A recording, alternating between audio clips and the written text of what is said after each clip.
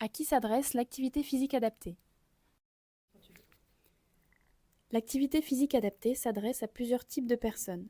Toute personne souhaitant reprendre une activité physique et n'ayant pas pratiqué depuis longtemps, toute personne ayant des facteurs de risque, toute personne ayant une affection longue durée ou une pathologie chronique, toute personne en situation de perte d'autonomie, toute personne atteinte de limitations fonctionnelles et toute personne sédentaire et ou inactive. Comme tout professionnel de santé, j'oriente le patient vers la maison sport santé la plus proche de son domicile, quel que soit son âge, ses pathologies, sa condition physique ou sa condition sociale. Les maisons sport santé interviennent dans le cadre des 3 catégories de prévention. La prévention primaire comprend tous les actes destinés à diminuer l'incidence d'une maladie auprès d'une population, donc à réduire le risque d'apparition de nouveaux cas. La prévention secondaire regroupe les actes destinés à agir au tout début de l'apparition du trouble ou de la pathologie, afin de s'opposer à son évolution ou encore pour faire disparaître les facteurs de risque.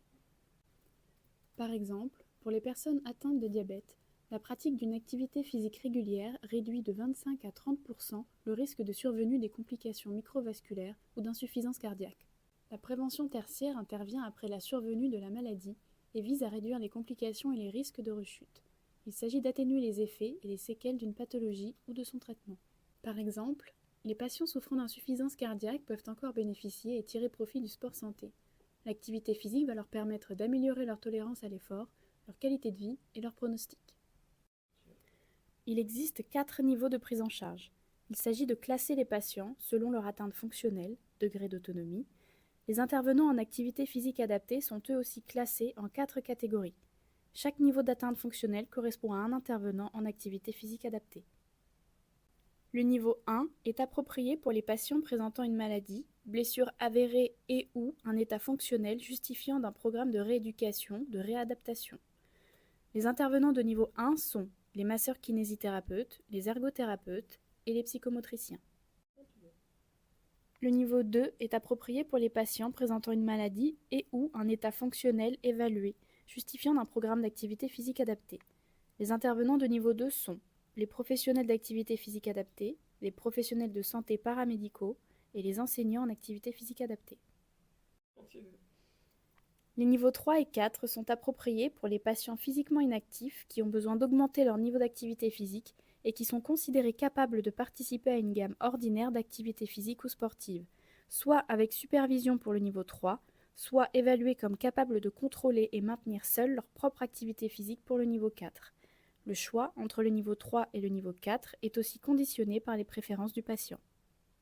Le niveau 4 est approprié si le patient est évalué comme réceptif, motivé et capable de suivre les recommandations d'activité physique seul ou avec l'aide d'un appui social, famille, amis.